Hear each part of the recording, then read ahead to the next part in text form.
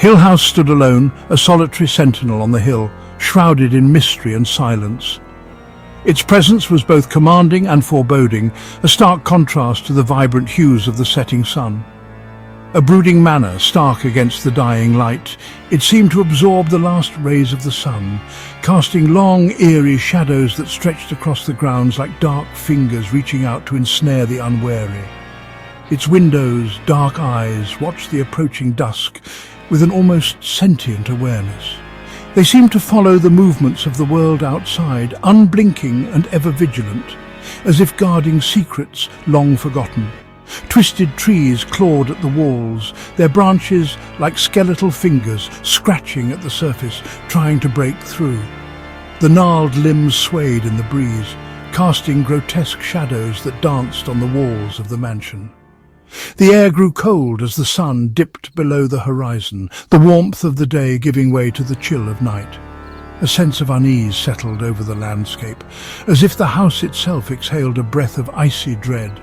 A silence, heavy and expectant, settled over the grounds. It was the kind of silence that seemed to hold its breath, waiting for something to happen, for some unseen force to make its presence known. The house breathed. Stone shifted, wood creaked, a symphony of age and decay.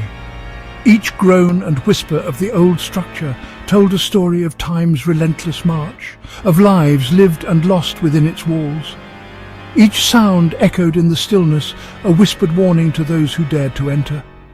The hallways, long and shadowed, seemed to stretch into infinity, each step taken within them a journey into the unknown. The front door, massive and iron-wrought, seemed to beckon with a sinister grin. It stood as the threshold between the known and the unknown, a gateway to the mysteries that lay within. Hill House awaited its guests, its darkened halls and shadowed rooms ready to reveal their secrets. It was a place where the past lingered, where every corner held a story, and where the line between reality and the supernatural blurred. Hugh Crain built his dream on a foundation of sorrow. He sought a sanctuary for his beloved wives, but found only despair. His first love, Olivia, succumbed to the house's insidious influence, her mind unraveling within its walls. The second wife, Carolyn, met a similarly grim end, driven to madness by unseen forces. Their spirits, trapped within the mansion, whispered through the halls, their pain a palpable presence. Hill House fed on tragedy, growing stronger with each broken heart. Dr. John Montague, a scholar of the paranormal, saw an opportunity in Hill House. Known for his meticulous research and unwavering curiosity, he was determined to uncover the truth behind the legends that shrouded the mansion. Hill House, with its dark history and eerie presence, was the perfect subject for his studies. He sought to understand its power, to unlock the secrets of the supernatural. The house had a reputation for being haunted, with countless stories of ghostly apparitions and unexplained phenomena.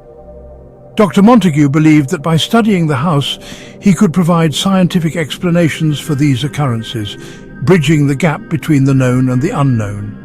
He assembled a team: Luke, the skeptical heir; Theodora, sensitive and guarded; and Eleanor, fragile and longing for belonging.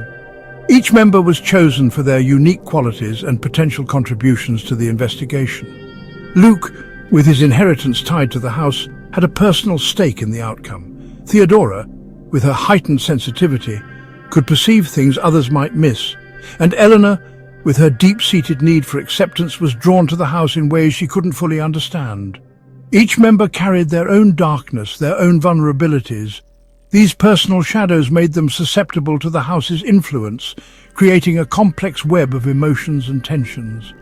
Their fears and insecurities were magnified within the walls of Hill House, making the investigation as much about their inner demons as it was about the supernatural. They were drawn to the house, moths to a flickering flame. The allure of the unknown, the promise of uncovering hidden truths, and the chance to confront their deepest fears pulled them inexorably towards Hill House. Each step they took towards the mansion was a step deeper into the mysteries that awaited them. Unaware of the horrors that awaited them, the house was more than just a building. It was a living entity, feeding off their fears and insecurities. Its dark corridors and shadowy rooms held secrets that would challenge their sanity and test their resolve, unprepared for the house's insidious grip on their minds and souls. Hill House had a way of getting under their skin, of making them question reality and their own perceptions. As they delved deeper into its mysteries, they would find themselves entangled in a web of fear and uncertainty, with the house tightening its hold on them with every passing moment. Section 4. The Darkness Awakens. The first night descended like a shroud. Shadows danced in the flickering candlelight. A cold spot settled over the foyer, chilling them to the bone. Whispers slithered through the corridors, pronouncements of dread. A door slammed shut, the sound echoing like a scream. Footsteps echoed from empty rooms. The house was awake, toying with them, testing their fear. The darkness had teeth and it was starting to bite. Section 5. Eleanor's Embrace. Eleanor felt a kinship with the house. Its sorrow mirrored her own. She saw her reflection in its haunted history, in the tragic tales of its former inhabitants. The house whispered to her, offering solace and understanding. It played on her insecurities, her loneliness, drew her deeper into its embrace. She began to see and hear things, visions and whispers meant only for her. Eleanor was falling under the house's spell, becoming one with its darkness. Section 6. The house claims its own. The house grew bolder, its attacks more frequent and terrifying. It was as if the very walls were alive, pulsating with a sinister energy that sought to consume all who dared to enter. The once grand halls now echoed with the cries of the tormented, their anguish feeding the house's insatiable hunger. The walls bled, the floors breathed. Each step taken within its confines was met with a palpable sense of dread, as if the house itself was watching, waiting for the perfect moment to strike. The air grew thick with malevolence, making it hard to breathe, hard to think. Manifestations of their deepest fears took shape, tormenting them relentlessly. Shadows twisted and turned, forming grotesque figures that whispered dark secrets and unspoken horrors.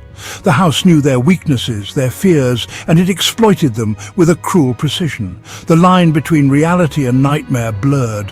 What was once a sanctuary became a labyrinth of terror, where every corner held a new horror, every shadow a new threat. The house played with their minds, distorting their perceptions until they could no longer trust their own senses. Eleanor, fully consumed by the house's influence, embraced her fate. She wandered the halls in a trance, her eyes vacant, her soul lost to the darkness. The house had claimed her, and she no longer resisted its pull. She became a part of it, her essence intertwined with its malevolent spirit. She became the house, her spirit merging with its malevolent energy. Her presence could be felt in every creak of the floorboards, every whisper of the wind through the broken windows. She was the house, and the house was her, an eternal entity of darkness and despair. The others fled, forever scarred by their encounter with Hill House. They ran, desperate to escape the clutches of the malevolent entity that had ensnared them, but even as they left, the memories of the horrors they had witnessed would haunt them for the rest of their lives. The house remained, standing alone against the dying light, its hunger never satisfied. It watched as the sun set, casting long shadows across its decaying facade. It was patient, knowing that eventually new souls would come, drawn by its dark allure. And when they did, it would be ready, waiting to claim them as its own.